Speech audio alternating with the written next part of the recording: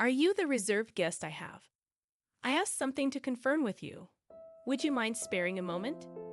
As I was about to enter the restaurant, a woman in a chef's attire with a tense expression approached me. I wondered what she wanted to confirm regarding my meal. When I listened to her, I was hit with a shocking revelation that made me go pale. My name is Emily Thompson, 31 years old, working in the advertising industry. I work hard to create better advertisements. It's a challenging but very rewarding job. My husband, whom I met through work, is named John, a year older than me, and we've been married for a year. Being a dual-income household, we share our household chores and help each other out, managing our life quite efficiently. Initially, our interactions were only related to work, but as time went by, we started having more personal conversations and grew closer. I realized that we had similar interests and values, and I started developing feelings for him. When our collaborative project was coming to an end, fearing that we might not see each other often afterward, I mustered the courage and confessed my feelings to him. I had always been focused on my work, and while I dated before, this was the first time I ever confessed my feelings to someone. I was very nervous, but he accepted my feelings, and so we started dating. After a year, he proposed and we got married. Before marriage, John told me he had been previously married and was divorced. They were married for about a year, had no children, and mutually decided to part ways due to differing values. It seemed like John regretted not being able to make his previous marriage work. He seemed a bit reserved when it came to love, probably because of his past experience, but I understood. As long as there were no lingering issues, I didn't mind his past. It wasn't about wanting happiness from marriage, but wanting to live my life alongside John. So I accepted the fact that John was divorced and went ahead with the wedding. Our married life was filled with happiness, but slowly, the real implications of John being divorced began to unravel. After our wedding, we moved to an apartment close to both our workplaces. John's parents live nearby, and we get along well. Our married life has been smoother than I anticipated. Initially, I had concerns about living in close proximity to my in-laws, fearing potential conflicts. However, they were always kind to me. Given our work schedules, John and I hardly have time during the weekdays, but we make the most of our weekends together. Living with my husband and both of us working, we don't get much leisure time together on weekdays, except for brief conversations at dinner. Therefore, we spend a lot of time together on weekends. We both enjoy cooking and often experiment with dishes we want to try at home. Ideally, dining out would be great, but I have an allergy to fruits from the Rosaceae family. As a result, I can't casually eat out. Even when I think a dish doesn't contain these fruits, they might be used as a hidden ingredient. This makes it tedious to constantly check with restaurants. Even a slight touch causes my skin to turn red and swell. I feel bad asking about ingredients at restaurants and have developed an aversion to dining out due to this.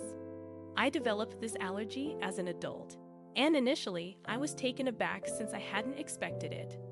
I recall a time when I ate a lot of strawberries and my mouth swelled up, making it difficult to breathe. I used to eat fruits frequently, and after getting tested at the hospital, I was devastated to find out about my Rosaceae fruit allergy.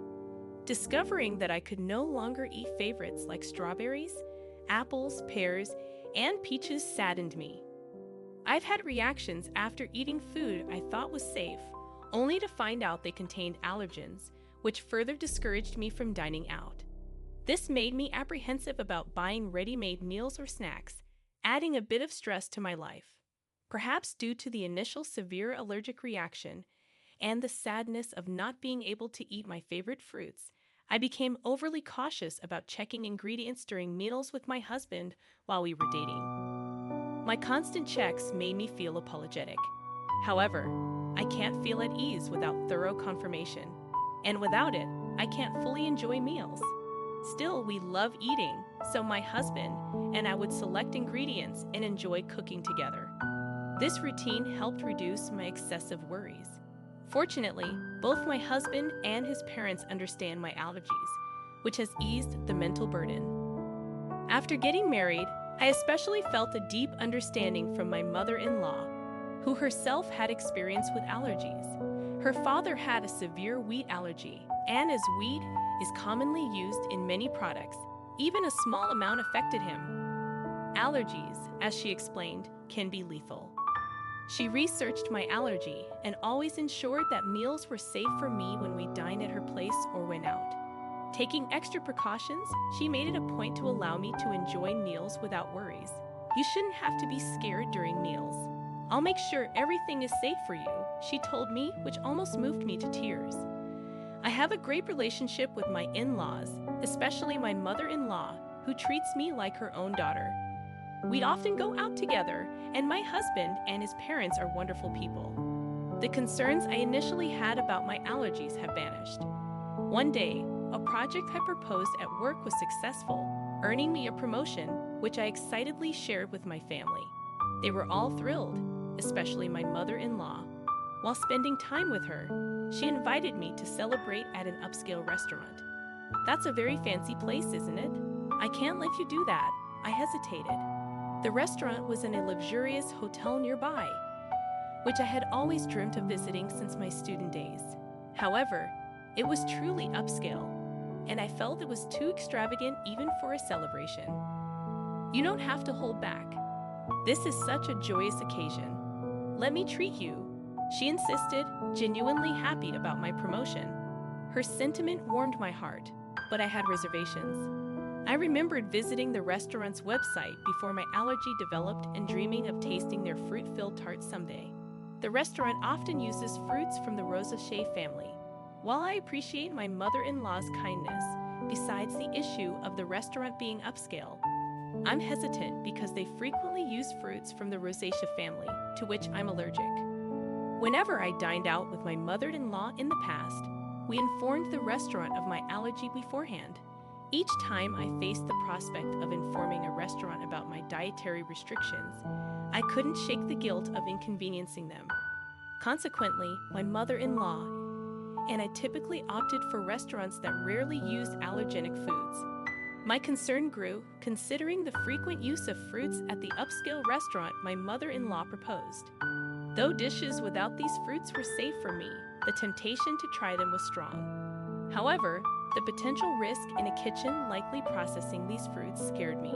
Ultimately, I declined the offer due to concerns about a potential allergic reaction.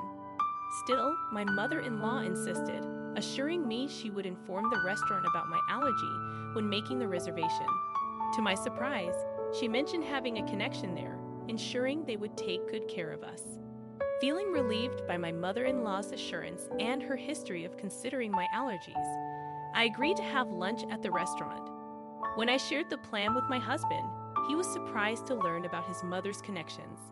He appreciated the restaurant's consideration for allergies, but mentioned that they sometimes served fruit.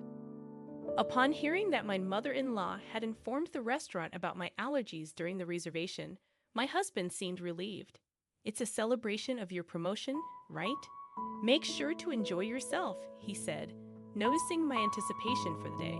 Excited about the long-awaited celebration, I took a half-day off from work and headed straight to the restaurant on the eagerly awaited weekday. Opting for a more formal outfit than usual, I paid extra attention to my appearance. Colleagues noticed my attire and inquired about my plans, wishing me a good time before I left the office. Entering the hotel, I found my mother-in-law already waiting. Together, we headed to the restaurant on the first floor, where our reservation ensured we were promptly escorted to our table. Our reservation was set for 1:00 p.m., but due to the bustling lunchtime crowd at the popular high-end restaurant, we were informed that the serving might be a bit delayed. Understanding the situation, I decided to order just drinks for the time being and wait patiently. Having already finished work and encouraged by my mother-in-law, I ordered champagne. We enjoyed our conversation while eagerly awaiting our meal. As I savored the effects of the alcohol and anticipated the dining experience I have longed for, I was in high spirits. The dishes at the neighboring tables looked delicious, and I was eagerly awaiting our own meal.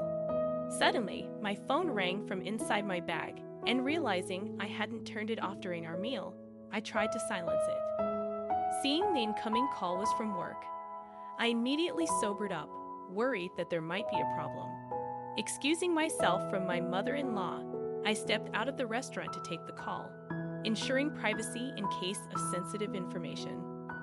The call was regarding a document I had submitted earlier that day, and my colleague urgently needed clarification. Relieved that it wasn't due to an error on my part, I answered their questions and wrapped up the call in about 5 minutes.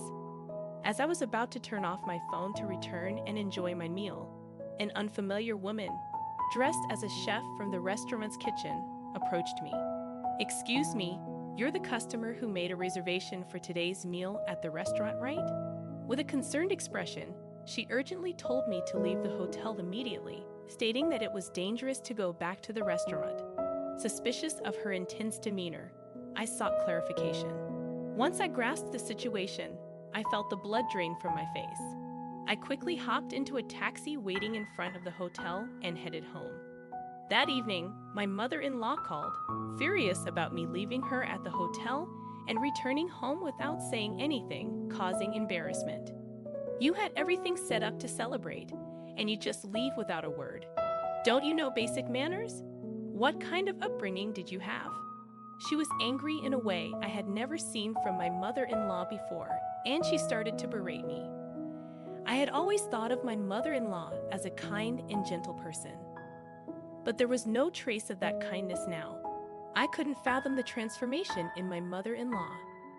I had believed that the kind and caring mother-in-law I had known would be upset if I left without saying anything, but she would also be concerned about whether something had happened to me.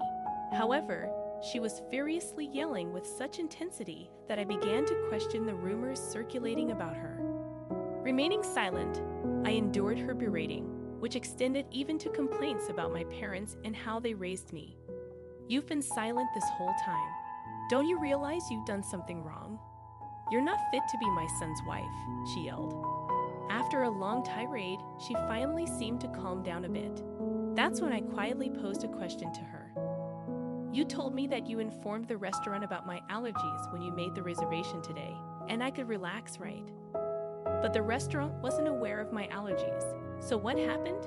In fact, the meal today had ingredients that I'm allergic to, not only in the dessert, but also in the main courses. The allergenic ingredients were used in marinades and sauces, which weren't apparent from just looking. The woman who approached me earlier had taken the reservation call from my mother-in-law and said that no mention of my allergies had been made. However, she noticed the allergy badge on my bag and came to check just in case. As the chef responsible for our meal that day, she immediately noticed the inclusion of allergenic ingredients. If she hadn't informed me, I would have unknowingly consumed the food with allergens, resulting in a severe allergic reaction. Initially, I doubted that my mother-in-law would purposely make me consume allergens. But considering the woman took time out of her busy schedule to inform me, I quickly believed her. Furthermore, this woman knew about my mother-in-law's true nature and deduced my situation. She advised me to leave immediately and ensure I went somewhere my mother-in-law would follow. The reason she knew my mother-in-law was that she was my husband's ex-wife, now working under her maiden name, Kate Young. Seeing me with my mother-in-law, she realized I was the new wife and decided to help me out. She assumed I was the new wife because she believed that my mother-in-law wouldn't have female friends, especially someone of a similar age, after getting married to my husband. The ex-wife had lived with his parents and was subjected to significant mistreatment by my mother-in-law before they married. Like me, she thought the mother-in-law was gentle and kind, which left her quite baffled once they started living together. When my husband or father-in-law wasn't around, the ex-wife faced continuous criticism for her housework and was always subjected to snide remarks. Being a full-time housewife, she had no escape. Despite her culinary skills honed from attending a professional cooking school, my mother-in-law still found faults with her dishes, even discarding them at times. The ex-wife, proficient in cooking, considered discussing this with her husband. But my mother-in-law was adept at concealing her true nature, especially around him. She felt that her complaints would fall on deaf ears. so the ex-wife aimed to gather evidence. However, as a recently turned full-time housewife, she lacked funds and was almost constantly under the watchful eye of my mother-in-law. Unable to gather proof and without anyone to confide in, she felt trapped in this life. So she fled in the form of a divorce. Despite never having worked before, she utilized her culinary license to seek employment and was fortunate to land a job at the restaurant. Working diligently, over time, the memories of her mistreatment faded, and she began to enjoy her work. After a few years, she matured into a full-fledged chef. For some reason, my mother-in-law discovered that she worked there and started frequenting the restaurant. Upon realizing her ex-daughter-in-law was there, she discreetly threatened her for discounts, while the ex-wife declined absurd demands. Past traumas influenced her to yield to some. The connection my mother-in-law spoke of referred to the ex-wife. When I questioned why she hadn't communicated my allergies to the restaurant, my mother-in-law feigned ignorance. "I knew about your allergies, so I must have told them." "Maybe it's the staff's oversight," she countered defensively, placing the blame on the restaurant staff. Given that the reservation call was handled by the ex-wife, it was probable that my mother-in-law deliberately didn't mention the allergies, intending to pin the blame on the restaurant. However, I was already onto her game. Considering the restaurant's stringent guidelines on allergies, if informed, they'd have accommodated my dietary needs. Moreover, they record calls for dispute resolutions, making it easy to verify who was at fault. When confronted with this, my mother-in-law, not anticipating recorded evidence, fell silent. I pressed on. "You've always been cautious about my allergies. Why did you not mention them this time?" Until now, my mother-in-law was well aware of the dangers of allergies and always showed concern. I never imagined she'd do something like this. Given that we had a good relationship until now, I was curious why she acted this way and sought an explanation. I was shocked by her behavior, but more than that, I was baffled about why she would act in such a manner. After a brief silence, she defiantly shouted, "I despise you. You outshine me. You deserve some pain." She admitted to being envious since I received praise at work and was more liked in the neighborhood than her. Arrogantly, she claimed that even if I spoke out, no one would believe me. If it weren't for this incident, I wouldn't have believed she was capable of such actions. Thus, I had collected evidence to reveal her true nature and confronted her with it. Everyone present had heard her berate me and her intentions to purposely expose me to allergens. In fact, after leaving the restaurant, I immediately went to my parents' house, and John joined us. I had informed them of the situation, and we were discussing our next steps when she called. So I swiftly switched the call to speaker and started recording it for evidence. As a result, we had her incriminating statements on tape. She was taken aback by my revelation and asked in a shaky voice, "Wait, is John there with you?" She never expected her son to find out and asked in a trembling voice. In response, her son, who had been silent and emotionless gathering evidence, spoke up. "I heard everything. I can't believe you do something like this, Mom," he said in a suppressed, angry tone, and she hastily began making excuses, claiming, "It wasn't like that. I didn't mean." Her desperate attempt seemed insincere, especially after her earlier outburst. His anger was evident as he shouted, not only towards Kate, but also towards Emily. "I don't even want to think of you as my mother anymore. We're cutting ties." Given the true nature of the mother he had trusted, John was beyond furious. He declared his estrangement from her, ignoring her cries. Furthermore, my parents said they would sue her for attempted murder, and John cut off the call, disregarding her voice. Later, when John informed his father about the incident, he was furious and suggested divorce, eventually throwing her out of the house. With no relatives to rely on, no income, and being a housewife, she clung desperately, pleading and crying. Her husband, feeling a final bit of pity, put her in a basic apartment, paying the first month's rent, and told her to find work so she could support herself.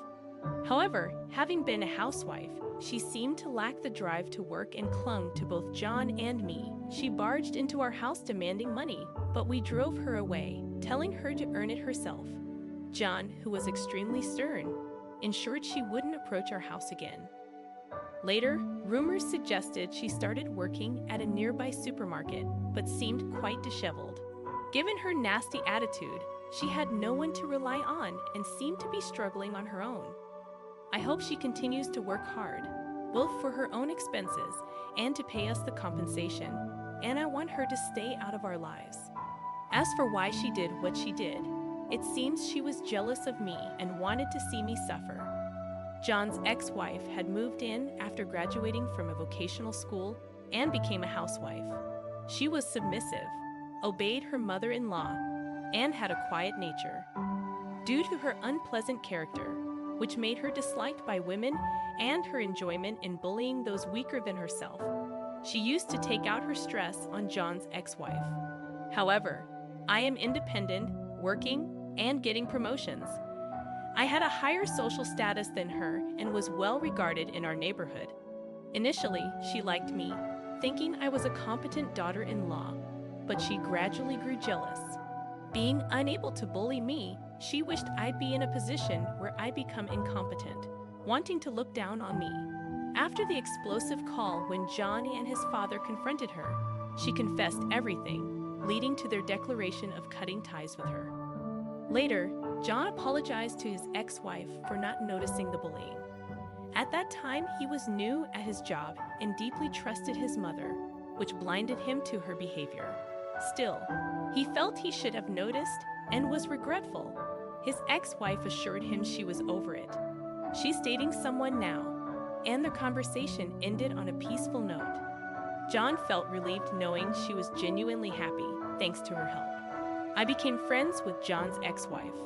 She's also career-oriented, and we get along well. Although she's his ex-wife, there's nothing concerning regarding their relationship, and I'm glad to have a friend close in age. After settling matters with my mother-in-law, John and his father threw me a promotion party. With the celebration from the two of them, I felt happy and determined to continue working hard without worrying about my mother-in-law.